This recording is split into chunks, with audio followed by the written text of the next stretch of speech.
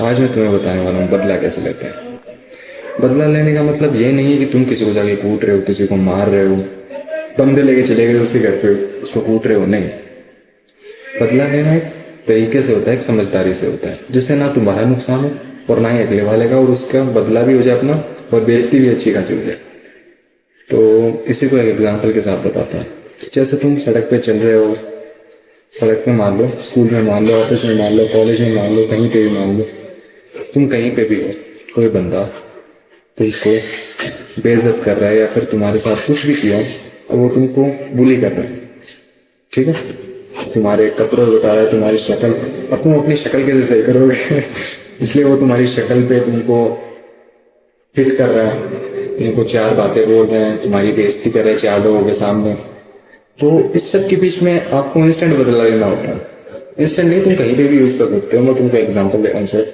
Instant बदला जैसे कि वो तुम्हारी शक्ल पे बोल रहा है कि तू ऐसा दिखता है, तू ऐसा है वैसा है, तुम्हारी फिजिक पे बोल रहा है कि तुम अपनी बॉडी नहीं है, मैं जिम जाता हूँ, ये देख वो देख, नहीं, ये सब वो बोल रहा है, ठीक है।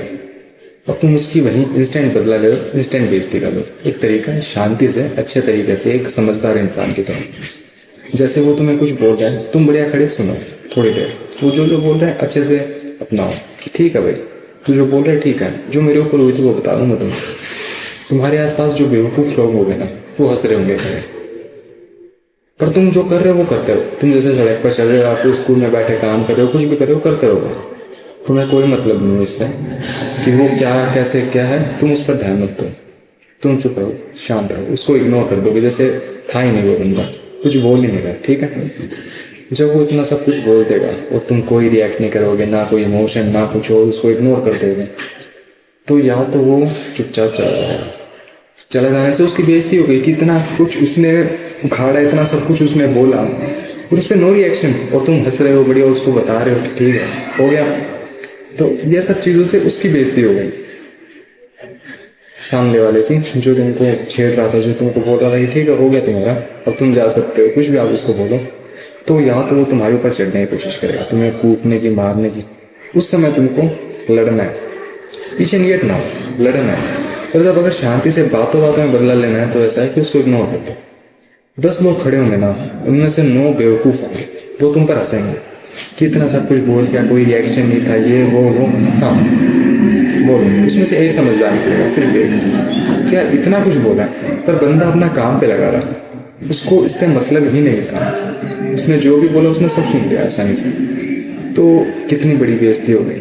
और ये समझदारी है कि कम से कम उसे एक बंदा, वो जो समझदार है, जो तुमको समझता है कि तुम अपने काम में लगे हुए थे, तुमको पता है ये सब फालतूगिरी है, ये सब बकवास चीज़ थी, तो तुम अपने काम पे लगे रहे। तो यही चीज़ है। ये तो मैंने इंस्टेंट बता दिया। अगर जैसे तुम्हारे पास पास्ट में कुछ हुआ हो, कोई बंदा तुम्हारे साथ कुछ तुमको मार गया और कूट गया, तुम्हारी बेइज्जती नहीं, चला गया हो, और नेक्स्ट टाइम भी वो वैसा कर रहा है, क्योंकि हमको ऐसा लगता है कि हम एक बार जो कर चुके हैं ना, जैसे मैं हूँ, मेरे को ऐसा लगता है मेरे साथ ऐसा हो चुका है, मैं ऐसा सही कर चुका हूँ, तो हर बार मैं वही करूँगा जिससे कि मैं ऊपर रहूँ। पर ऐसा नहीं हो सकता हर बार। अगर वो नेक्स्ट टाइम तुमसे करने की कोशिश करें, तुमको छेड़ने की या तुमको बोलने की या तुमको बेइज्जत करने की या फिर तुमको बदला लेना, तो शांत रहो, अपने काम से दिखाओ उसको। अगर तुम शांत रहोगे, जैसे नेक्स्ट टाइम, पिछले टाइम तुमको किसी ने कूट दिया एग्जाम्पल, और तुमको उससे बदला लेना है, तो ऐसा नहीं है कि तुम 10 लौंडे लेके उसके घर पे चले जाओ, नहीं, वो बदला नहीं होगा, वो बेवकूफ़ी होगी, क्योंकि ये कोई भी करता है आजकल। और हिम्मत है तो तुमको अकेले को बदला लेना चाहिए, वो असली बदला कहलाएगा। 10 बंदों के साथ तुम एक को कूटने जा रहे हो भाई, तुम्हारे पास है एडवांटेज, उस अकेले के पास क्या होगा, तुम उसके घर पे पहुंच गए सीधा।